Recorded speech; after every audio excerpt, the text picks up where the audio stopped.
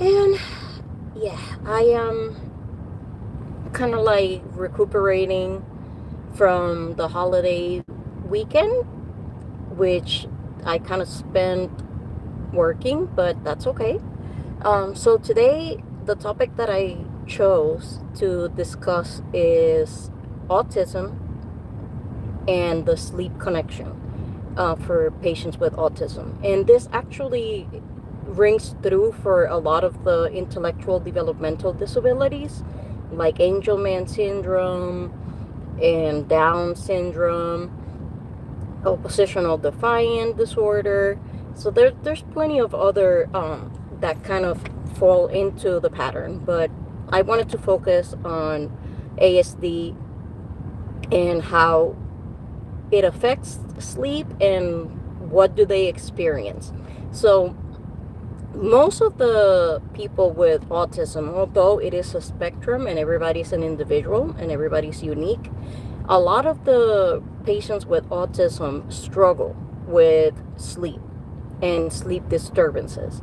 And it comes as a feature of the disorder, and it could be exhausting for the caregivers as well as the patient, and it could be incredibly frustrating. Um, a lot of the times, behaviors or disruptive behaviors, I hate saying behaviors only because we are constantly behaving. You know, if you're alive, you're behaving. But whenever we see disruptive behaviors like anxiety, hyperactivity, lack of drive, lack of engagement, a lot of that is not necessarily a feature of being autistic. A lot of it has to do with sleep patterns, sleep disorders that can be common ground in autism. So, one of the major things for autistic people is the level of input the brain handles at any given point.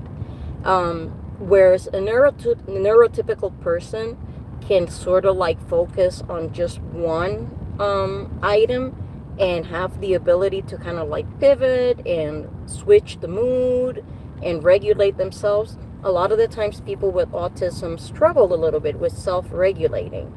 And what this causes is there's a constant input in the brain. And think about if somebody was like shining a light, talking at you, playing music all at the same time, and you can't really make it stop. So that's kind of like how the autistic brain functions. There's so much input at any given time, and it can be incredibly overstimulated. Hi, Denia, Bailey, Elizabeth, thank you for joining the stream. Make sure that you guys like, share, and subscribe so we can keep building community. But yeah, like I was saying, so one of the things can be overstimulation. When somebody's overstimulated, it is difficult for the brain to shut down. Now, in a neurotypical person, you can take some steps in order to build a bedtime routine, a simmer down type of routine where you kind of like go through certain steps to winding down your day, helping your brain process the information and shut down. A lot of autistic individuals kind of struggle with that ability of shutting their brain down and kind of like winding down. To this overstimulation, sometimes you can add compulsions and fixations. A lot of the times, individuals in the autism spectrum have certain compulsions and certain fixations and rituals and routines that they have to repeat and follow. And as good as they can be with visual schedules or following a written schedule, when they don't have any type of structure, that can then become a sleep disturbance because they don't have the capacity of, on their own, sometimes self-regulate and say, okay, I need to walk away from this activity. We got to finish it tomorrow. It is not the appropriate time for this. A lot of the times, autism or people on the spectrum struggle with that, with knowing when do I start something, when do I end something, and what are the steps. and again, these are challenges that anybody can have at any point or time, but for individuals in the spectrum, they're a little bit more heightened, and obviously affects their sleep. Another big one is GI issues. um, Individuals in the autism spectrum have reported, and it's common to have a lot of like belly issues, gastrointestinal issues. And think about it. I mean, from a simple standpoint, if your belly's bothering you and you really don't know how to cope and how to proceed, chances are it's gonna disturb you while you're asleep.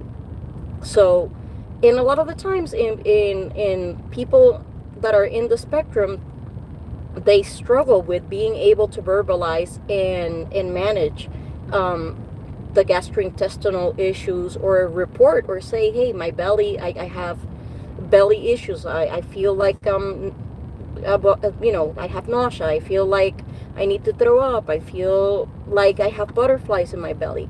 So anything like that, any gastrointestinal issues that are happening, can keep somebody from having quality sleep. And this is incredibly important for individuals in the spectrum, because neurotypical individuals usually can strategize and use different techniques in order to cope and get back to sleep and stuff, when people in the spectrum don't necessarily know or are aware of those tools, or need a little bit of guidance on that. Hi, Michael.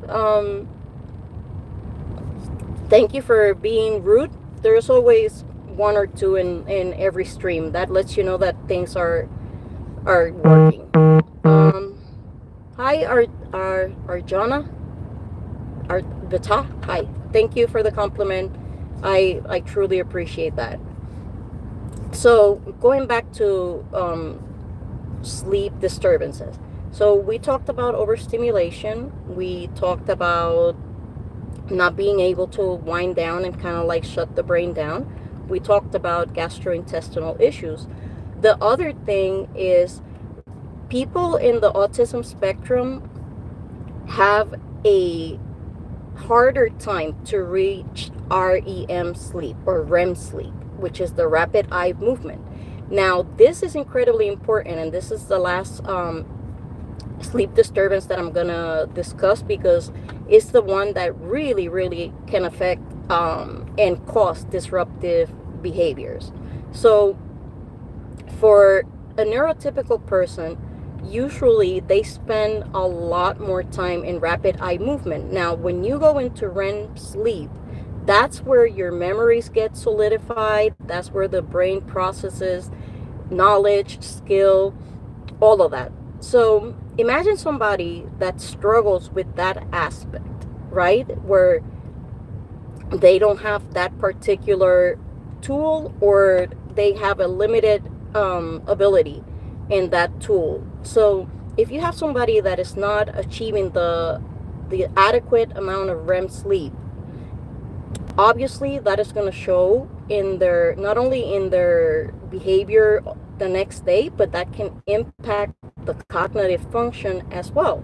Because if you're not cementing memories and skills and processing, and kind of like putting together the connections through your day, obviously it is going to show in your cognitive function. You're not going to be as alert, you're not going to be as engaged, you're not going to memorize things and kind of like learn things in the same vein. And just for everybody, kind of like think about it. When you're sleep deprived, how do you feel? How do you function? How does your day go? So think about that, and add to that somebody that's in the autism spectrum, and the little challenges that come with that. You can easily see how sleep is a very important component for anybody that's a caregiver of somebody in the spectrum and wants to minimize disruptive behaviors, anxiety, and sleep deprivation. So That's it for today, guys. Thank you so much to everybody that joined. Like I said, make sure that you guys keep sharing and liking. Like I said, I always say, I'm just here to build resource, build community, help people that are neurodivergent and the amazing people that care for them.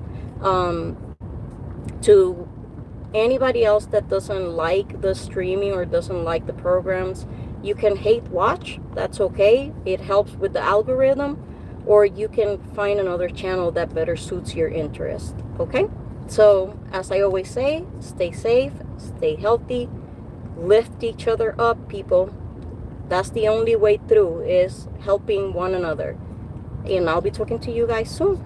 Bye-bye.